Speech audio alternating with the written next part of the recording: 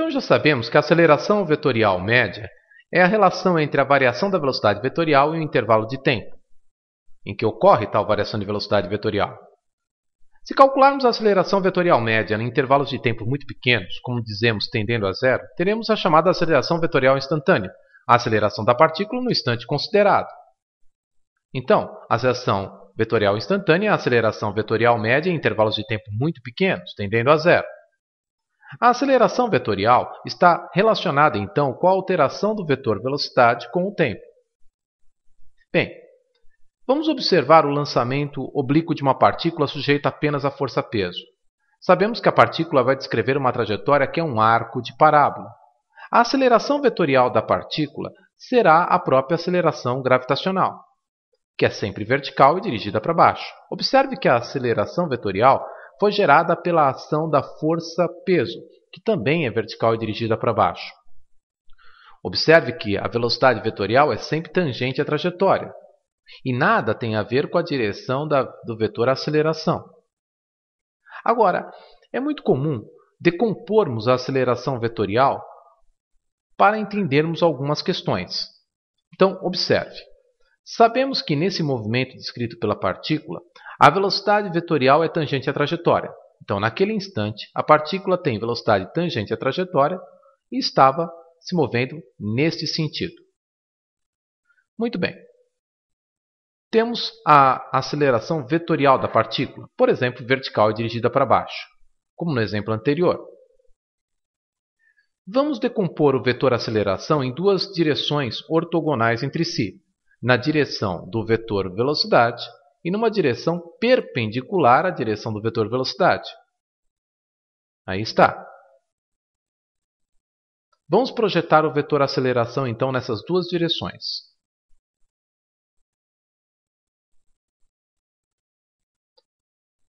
A componente do vetor aceleração, que é perpendicular à velocidade, será chamada de aceleração centrípeta, ou componente centrípeta da aceleração.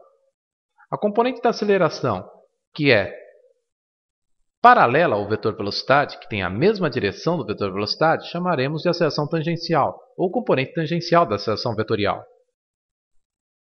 Agora observe. Sabemos já que, em módulo, a aceleração vetorial ao quadrado é igual à soma dos quadrados das suas componentes, já que elas formam entre si 90 graus. É o teorema de Pitágoras. A componente tangencial da aceleração vetorial, o chamado AT, está relacionado com a alteração do módulo da velocidade vetorial. No movimento uniforme, então, AT igual a zero, já que no movimento uniforme não há alteração do módulo do vetor velocidade. Já no movimento acelerado, dizemos que o vetor velocidade e o vetor aceleração tangencial têm o mesmo sentido.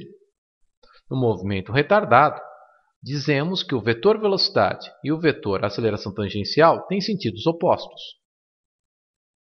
O módulo do vetor aceleração tangencial é igual ao módulo da aceleração escalar da partícula naquele instante. Por exemplo, num movimento uniformemente variado, o módulo da aceleração escalar é calculado fazendo-se o módulo da variação da velocidade escalar pelo tempo. Agora vamos estudar a componente centrípeta da aceleração vetorial. A aceleração centrípeta está relacionada com a variação da direção do vetor velocidade. Portanto, está intimamente relacionada com o fato da partícula descrever trajetória não retilínea em relação à Terra.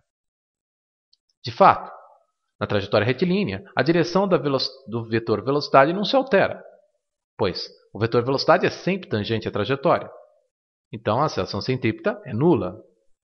Em trajetórias não retilíneas, basta lembrar que, dado o vetor velocidade, a aceleração centrípeta tem direção radial, ou seja, a direção do segmento de reta que passa pelo centro da trajetória, e, portanto, é perpendicular ao vetor velocidade, e sentido que aponta para o centro da trajetória. Aí está a aceleração centrípeta. A aceleração centrípeta é calculada da seguinte forma. Módulo do vetor velocidade ao quadrado, naquele instante, dividido pelo raio da trajetória naquele instante. O raio da trajetória é a distância do centro à periferia da trajetória. Então lembre-se, decompomos a aceleração vetorial em duas componentes. Uma das componentes está relacionada com a alteração do módulo do vetor velocidade, é a aceleração tangencial. A outra componente está relacionada com a alteração da direção do vetor velocidade, é a chamada aceleração centrípeta.